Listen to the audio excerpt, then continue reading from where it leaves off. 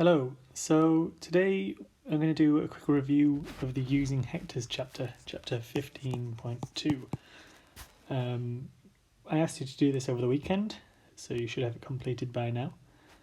And I'm just going to go over some of the questions because we didn't do an example video, so we're just going to do the review. So the important information: you couldn't do this chapter without knowing the one fact, which is that 1 hectare, or hectare if you say it properly, probably. My accent's a bit wrong.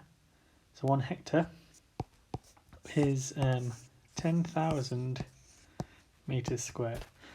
So from this, because it's meters squared, we know this is a unit of area.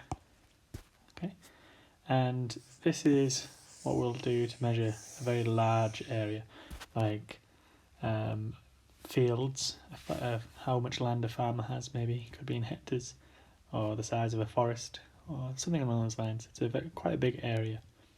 But anyway, we're using this fact, and we use this to work out all the questions. So start off with some simple questions, and I'll just write the fact so that we don't forget it. I'll write it down at the bottom. 1 hectare equals 10,000 meters squared.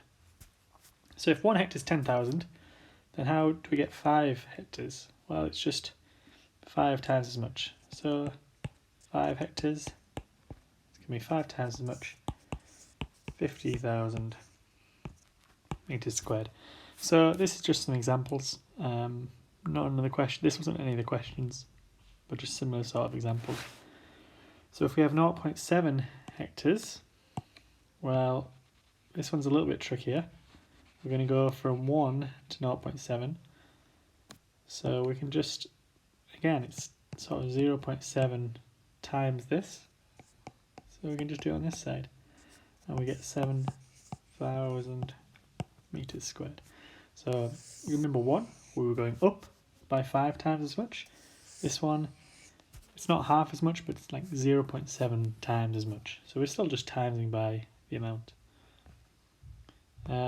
So now going the other way, again I'll write the fact at the bottom. 1 hectare is 10,000 meters squared. So if we have 10,000 meters, how many of them go into 70,000? Well, times by 7 to get there. So we know that 70,000 is 1 hectare.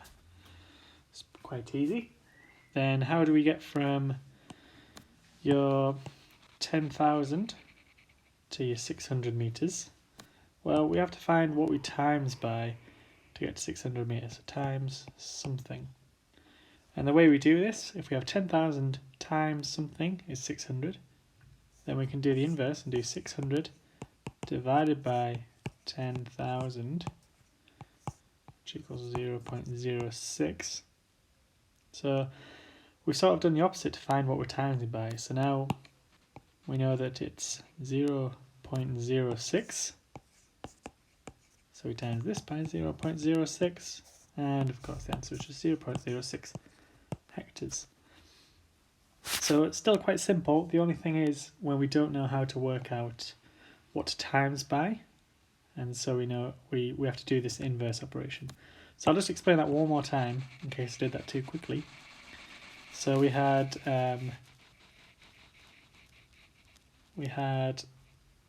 10,000 times something, so 10,000 times something equals 600.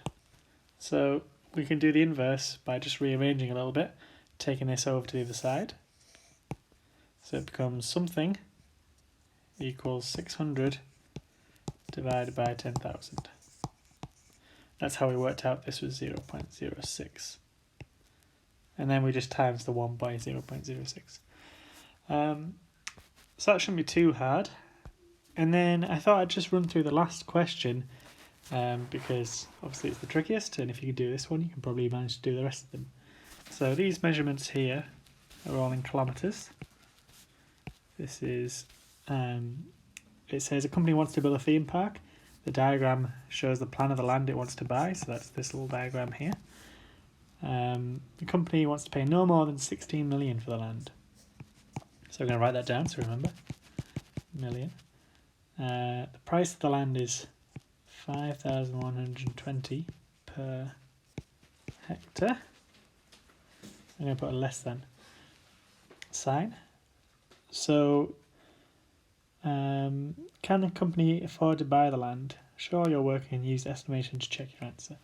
So, firstly, we're going to change all the kilometres to metres because we need it to be metres squared so we can use our conversion. I'm going to write the conversion again so we don't forget. 1 hectare is 10,000 metres squared. So if we're going to draw this again, just rough sketch, we have 4,800 metres, 8,200 metres, and not left enough room, 3,900 metres.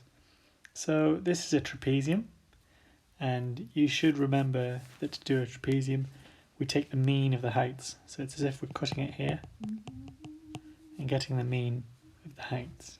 So to get the mean, we do 4,800 add 3,900, which equals 8,700, and then 8,700 divided by 2, which is 4,350 meters. So then the next step, we find the area by timesing them. So 4,350 times 8,200. I'll just grab my calculator. This is in the calculator section, so we can use our calculators. Type that in, get quite a large number, 35,670,000 meters squared. So now we need to change this into hectares, and we have this. So how many times does 10,000 go into this number? Well, we just divide.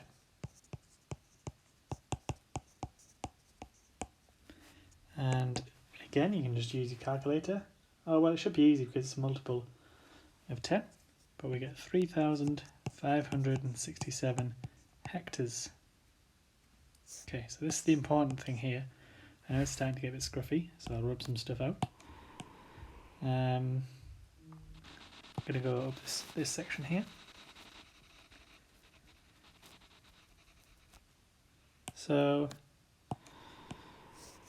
we have our hectares and we have our cost, so we're just going to times them. 3,567 hectares times the price per hectare, and the price is in dollars.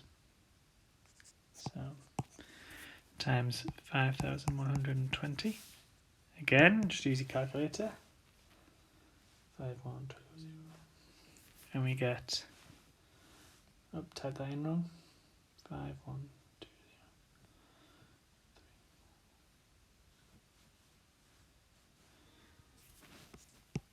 18,263,040 dollars. So can they buy the land that they want to buy? Well, this number is bigger than 16 million. We've got 18 million. So the answer to the question is no. They cannot buy it. And then, so we worked that out properly and accurately.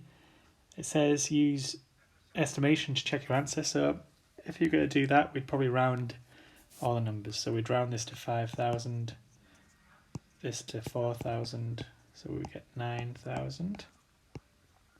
Then 9,000 divided by 2 would be 4,500 times, so 4,500 times 8,000, which is still a difficult calculation. Well, no.